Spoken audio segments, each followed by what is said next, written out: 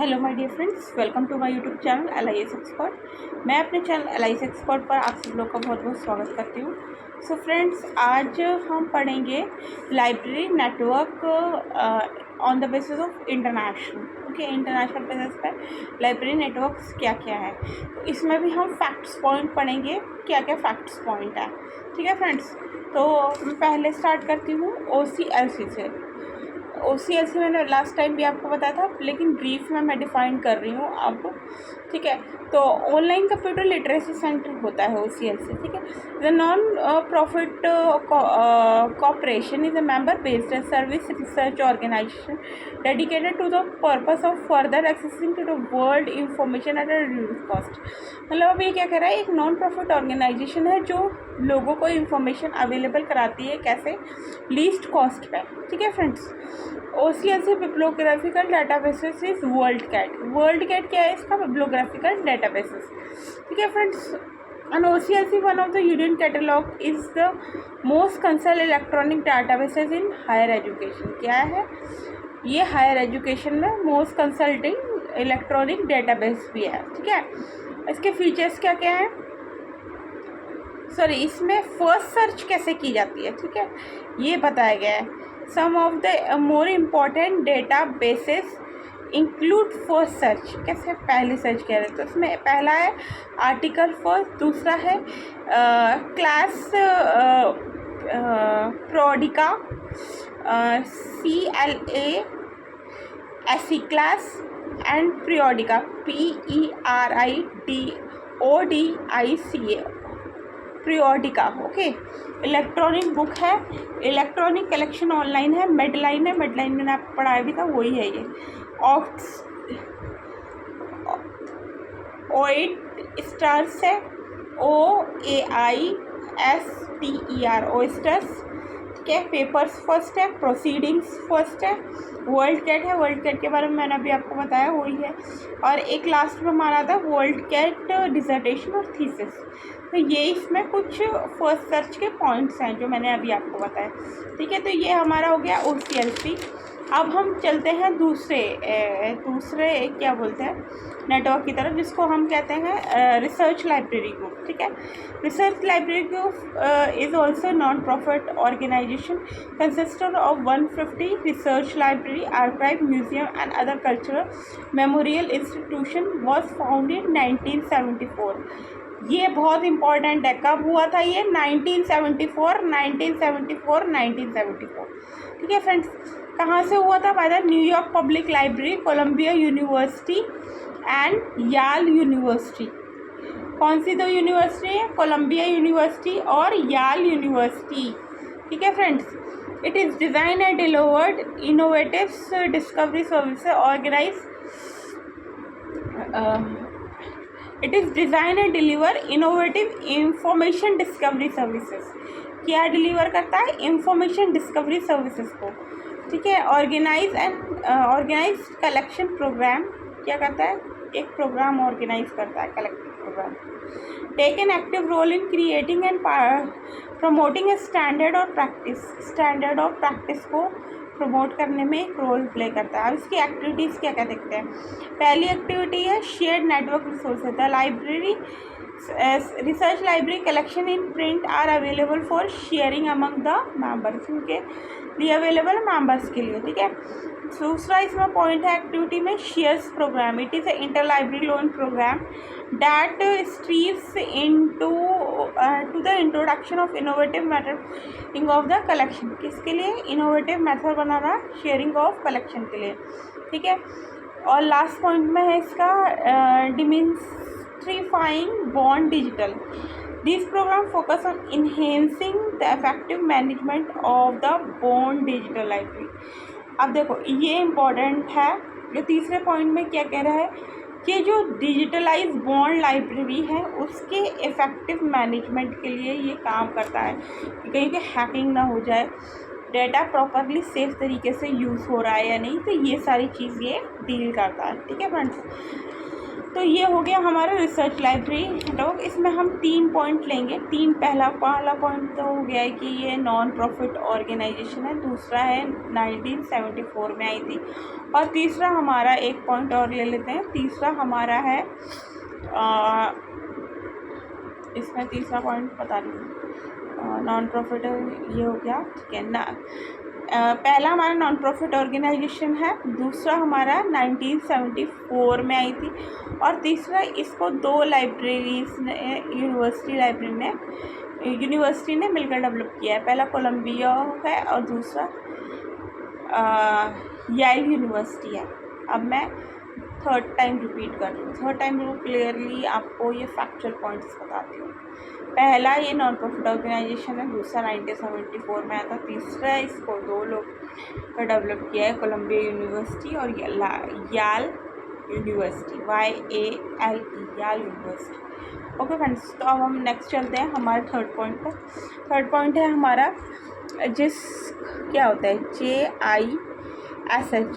JISS lead for further and higher education complete the use of ICT for learning. किसके, ICT को use करने के लिए, learning के लिए, and teaching, research and administration. It is an advisory in nature and is funded by all the further and higher education council. It has the following subcommittee to facilitate work. अब ये कह रहा है, देखो ये किसके लिए बना है, जिसको हायर एजुकेशन के लिए, किस में, ICT फॉर लर्निंग के लिए, टीचिंग के लिए, रिसर्च के लिए, एडमिनिस्ट्रेशन के लिए। उसके बाद जिसकी जो है एक ऑर्गेनाइजेशन सपोर्ट कमेटी है, जिस एक तरीके की कंटेंट सर्विस कमेटी भी है, जिस एक नेटवर्क कम्युनिटी भी है, जिसका हमारा सपोर्ट भी देती है ऑफ द रिसर्च कमेटी को। ठीक है फ्रेंड्स, तो ये हमारा थर्ड पॉइंट हो गया। फोर्थ पे चलते हैं, JNET पे। JNET है joint academic network, is dedicated to the needs of the UK education and research community. It contains education research organization in the UK to each other as well as the rest of the world through the internet. कैसे, internet से। just allow video conferencing and video streaming capacity to be used to deliver lecture to the remote group of student. किनको हम lecture deliver करते हैं, remote group of students को। ठीक है friends, उसके बाद student for researcher, the high capacity of JISC background allow the linking of the large database storage, high performance computing facility eight A national and international level. अब ये क्या कह रहा है, देखो JISC जो है जॉइंट एकेडमिक नेटवर्क, एक ऐसे तरीके का नेटवर्क है जिसमें हम UK एजुकेशन को लेते हैं और रिसर्च कम्युनिटीज़ को लेते हैं। ठीक है, JISC में हमारा आता है, JISC हमारा अलाउ करता है वीडियो कॉन्फ्रेंसिंग को, वीडियो स्ट्रीमिंग को, ताकि एक रिमोट ग्रुप ऑफ पीपल्स को हम लेक्चर प्रोवाइड कर सकें, उन्हें हम बता सकें कि उनके लिए क्या क्या चीज़ें ज़रूरी है। ठीक है फ्रेंड्स, तो इसका ये ही जॉइंट एकेडमिक नेटवर्क है, इसका ये ही पर्सपेक्टिव है। अब ये क्या क्या सर्विस प्रोवाइड करता है ये भी देख लेते हैं। जस्ट कस्टमर सर्विस ये प्रोवाइड करता है, मेल सर्विस प्रोवाइड करता है, नेटवर्किंग सपोर्ट सर्विस ये प्रोवाइड करता है। ठीक है, तो ये हमारा JISC हो गया। अब हम 5th पॉइंट पे आते हैं। 5th हमारा क्या है, China academic library information system. Okay, China academic library information system, China academic library information system. China academic library information system launch हुआ था कैसे, 1998 इज a nationwide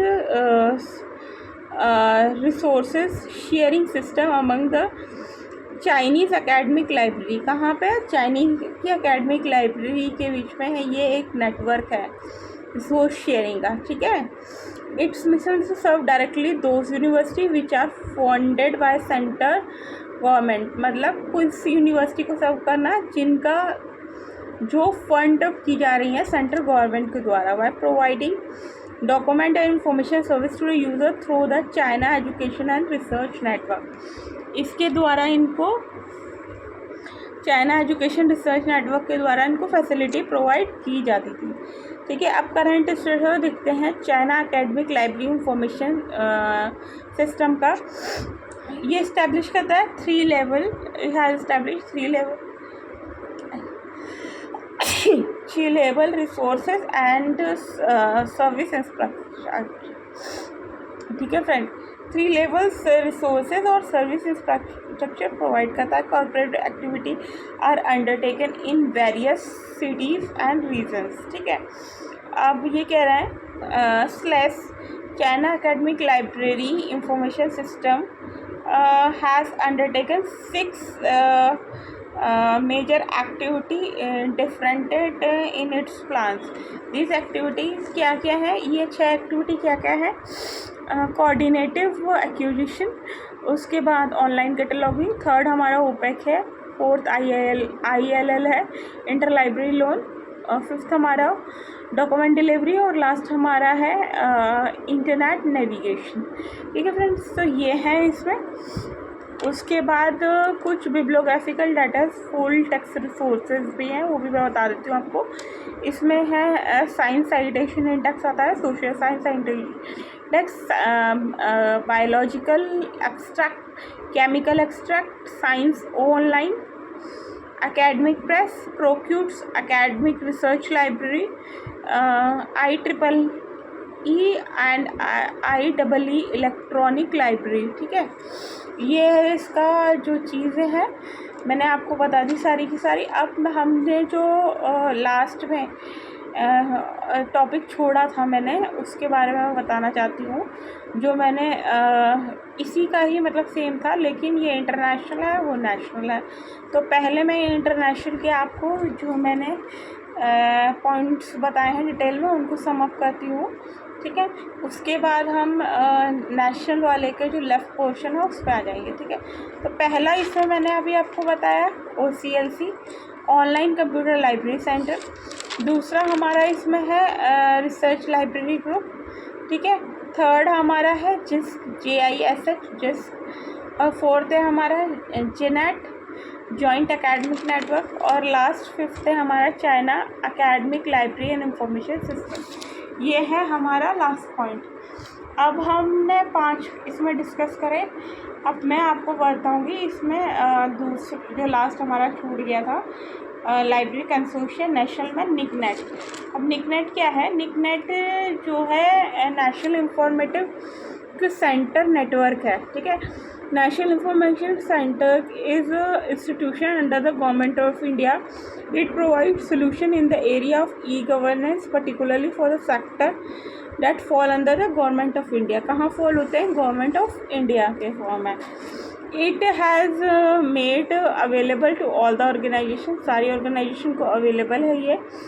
दोनों पब्लिक और प्राइवेट ऑर्गेनाइजेशन इंगेज है स्पेसिफिक प्रोजेक्ट्स में या फिर programmes में। निक जो है प्रोड्यूस करता है, इनेबल करना फैसिलिटी की that support aided activity in project and programs in the special work area. अब ये क्या कह रहा है? ये सॉल्व करता है ई-गवर्नेंस की प्रॉब्लम्स को। ठीक है, पहला तो इसका फॉर्म हो गया जो मैंने आपको बताया कि इसका जो है ये फॉर्म है, इसकी full form national informatic centre network, NIC, national informatic centre network.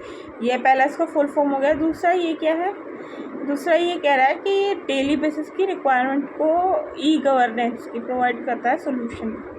ठीक है, डेली बेसिस पर उसमें ई-गवर्नेंस के जो फॉल करता है गवर्नमेंट ऑफ इंडिया के अंडरटेकिंग में। और पहले भी मैंने आपको बताया था, जैसे इसका था आई थिंक 1977 है, 1977 है। एक बार चेक कर लेते हैं क्या है। यस, 1977 है इसका, और इसको निक ने ही डेवलप किया है। ठीक है फ्रेंड्स, इसका मेरे को इस्टेब्लिश है, मैंने आपको बिल्कुल करेक्ट बताया, मैं रीचेक भी कर लिया है। ठीक है, तो इसका है 1977 और इसको निक ने डेवलप किया है। ठीक है, तो ये पहली बात हो गई हमारी। दूसरी मैंने आपको बताई अभी इसमें थर्ड जो बताई मैंने कि ये ई गवर्नेंस को सपोर्ट करता है जो आते हैं अंडर गवर्नमेंट ऑफ इंडिया के। दो तो हमारे ये पॉइंट हो गया। पहला फुल फॉर्म चलो 3 ले लेते हैं, इसमें 3 अलग अलग बिल्कुल क्लियर करती हूँ आप एक फैक्चर पॉइंट। पहला तो हमने फुल फॉर्म ले ली, ठीक है। फुल फॉर्म में आ गया नेशनल इंफॉर्मेटिक सेंटर नेटवर्क, ठीक है। दूसरा हमारा ये 1977 में डेवलप हुआ था। तीसरा हमारा ये सपोर्ट करता है ई गवर्नेंस को जो आते हैं under the government of India में, ठीक है। तो ये 3 पॉइंट क्लियर हो गए। अब आगे बढ़ते हैं, हम इसमें क्या क्या रोल ये प्ले करता है इसको बताती हूँ, ठीक है। NIC play an major role in the information revolution at all levels, district, state and national level by implementing project in information technology the following programs: speedy court cases trial, redressal of the public grievance, e-ग्रंथालय, e-post, Indian portal, egg mark net. ये क्या provide करता है? ये provide करता है globalisation of Indian agriculture को, ठीक है। इसका फुल फॉर्म भी मैं बताऊंगी, अभी पढ़ते हैं फिर बताती हूँ आगे, और लास्ट में आपको क्लियर कर दूँगी, ठीक है। तो निक इन्वॉल्व करता है इम्प्लीमेंटिंग करना ई गवर्नमेंट एजेंडा को, मैंने अभी बताया ना, ई गवर्नमेंट को वो करता है, ठीक है। और the central government with respect to the followings, यहाँ पे क्या है? Internet, intranet infrastructure, PC office, productivity tool, portal on business allocation upon the section officers level, IT empowerment of the officer or official capacity building, ICT enable services, G2G, G2E, G2C, G2B, ICT plan for sectoral information development। अब देखिए, निक implemented and developed a very large number of projects for state and central government ministries organization.